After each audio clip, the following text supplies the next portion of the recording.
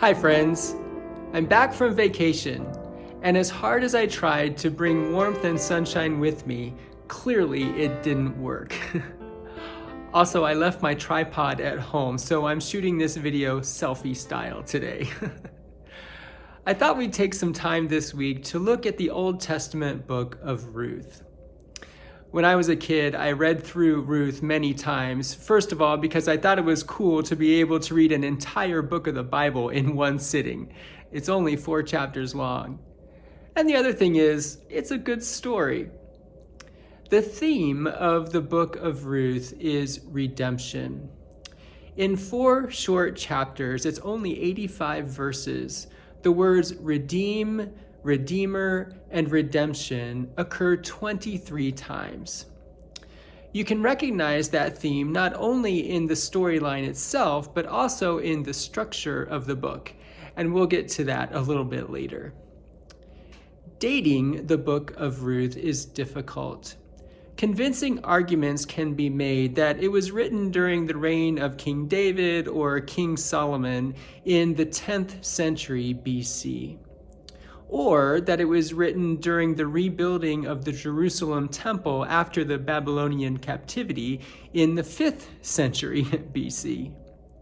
We don't need to explore all of the details today, but it does tell us that this is a timeless story.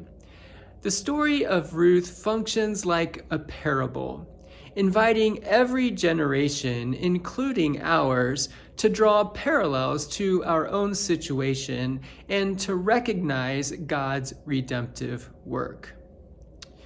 Chapter 1 begins, "In the days when the judges ruled." Those were dark days for the people of Israel, and especially for women. In the last few chapters of the book of Judges, which precedes the book of Ruth in our Protestant Old Testament, there are terrible accounts of rape and mutilation, abduction, and kidnapping of women. So to know that the story begins in the days when the judges ruled is to know that the setting is a dangerous one for women, especially those without a husband. Now, as if corrupt rulers didn't make life difficult enough, there was also a famine in the land. And here we are introduced to a hungry family, Elimelech, Naomi, and their 2 sons, living in Bethlehem, which ironically means house of bread. In search for food, they decide to move to the land of Moab, a longtime enemy of Israel. Soon after they arrive in Moab, Elimelech dies, and the 2 sons marry Moabite women, Orpah and Ruth. 10 years later, the sons die, leaving Naomi, Ruth, and Orpah childless widows. Naomi hears news that the famine has ended back in Bethlehem, and so she decides to return to her hometown, to her own people. She, Orpah, and Ruth start the journey together. But not long into it, Naomi realizes how hard it's going to be for her daughters-in-law to be unmarried foreign widows.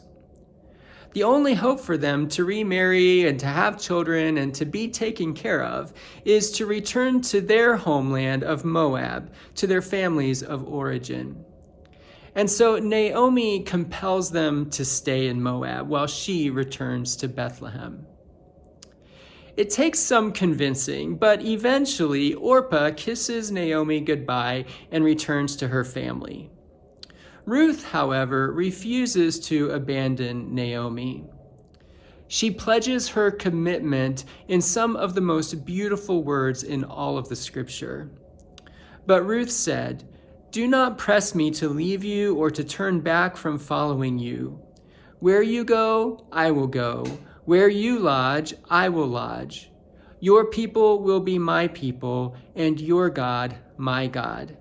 Where you die, I will die. There I will be buried. May the Lord do thus and so to me, and even more as well, if even death parts me from you." So Naomi and Ruth return to Bethlehem, and when they arrive, Naomi tells her friends not to call her Naomi anymore, which means pleasant or sweet, but to call her Mara, which means bitter, after all of the loss and heartache that she has experienced. Chapter 1 ends with the detail that it is the end of the barley harvest. And that's where we'll pick up the story tomorrow. Thanks for listening today. I'll see you again tomorrow.